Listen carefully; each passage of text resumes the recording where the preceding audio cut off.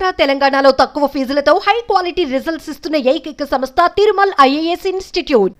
తిరుపతి పుణ్యక్షేత్రం అనేది హిందువులకు అత్యంత పవిత్రమైన ప్రదేశాల్లో ఒకటి. ఇక్కడ వెంకటేశ్వరుని ఆశీర్వాదం కోసం ఏటా కోట్లాది మంది భక్తులు సందర్శిస్తారు. అలాంటి తిరుపతి లడ్డుపై కల్తీ ఆరోపణలు కలకలం రేపుతున్నాయి. ఏ వివాదంపై తెలుగు రాష్ట్రాల్లోనే కాదు దేశవ్యాప్తంగా కూడా చర్చ నడుస్తోంది.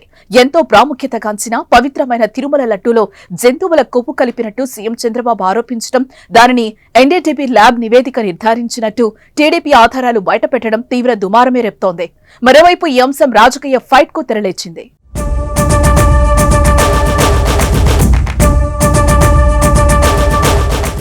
లడ్డూపై టీడీపీ చేస్తున్న ఆరోపణలను వైసీపీ కొట్టిపారేస్తోంది.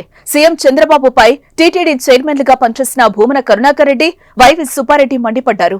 కలియుగ దైవం వెంకటేశ్వర స్వామి దివ్యక్షేత్రం తిరుమల ప్రసాదాలపై సీఎం చంద్రబాబు చేసిన ఆరోపణలు దుర్మార్గమని, రాజకీయ లబ్ధి స్వార్థం కోసం భగవంతుణ్ణి వాడుకునే వారికి దేవుడు కూడా క్షమించడని భూమన ఆగ్రహం వ్యక్తం చేస్తున్నారు.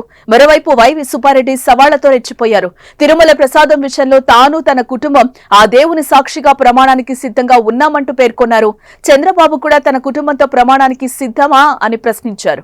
తాజాగా ఈ అంశం జనసేన అధినేత AP deputy CM Pawan Kalyan స్పందించారు. తిరుమల లడ్డు వివాదంలో బాధ్యులపై కఠిన చర్యలు తీసుకుంటామని స్పష్టం చేశారు. తిరుపతి బాలాజీ ప్రసాదంలో జంతువుల కొవ్వు కలపడం కలతకు గురిచేసిందన్న ఆయన, వైసీపీ ప్రభుత్వం ఏర్పాటు చేసిన టీటీడీ బోర్డు ఈ ప్రశ్నలకు సమాధానం చెప్పాలని డిమాండ్ చేశారు. లడ్డూల్లో జంతువుల కొవ్వు వినియోగించడం అందరి మనోభావాలను దెబ్బతీసిందని పవన్ ట్వీట్ చేశారు. దేశంలోని దేవాలయాలకు సంబంధించిన సమస్యలను పరిశీలించేందుకు జాతీయ స్థాయిలో సనాతన ధర్మ రక్షణ బోర్డుని ఏర్పాటు చేయాల్సిన సమయం వచ్చిందని పవన్ పిలుపునిచ్చారు. కోట్లాది మంది ఎంతో పవిత్రంగా భావించే తిరుమల ప్రసాదం కల్తీ ఆరోపణలు ఇప్పుడు హిందువులందరినీ విస్మయానికి గురి చేశాయి. ఇలాంటి ఆరోపణలు రావడం బాధాకరంగా ఉందని భావిస్తున్నారు. ఇవి తిరుమల పవిత్రతను దెబ్బతీస్తాయని ఆందోళన చెందుతున్నారు. మరి ముందు ముందు ఏం జరుగుతుందో, ఎలాంటి నిజాలు బయటకొస్తాయో చూడాలి మరి.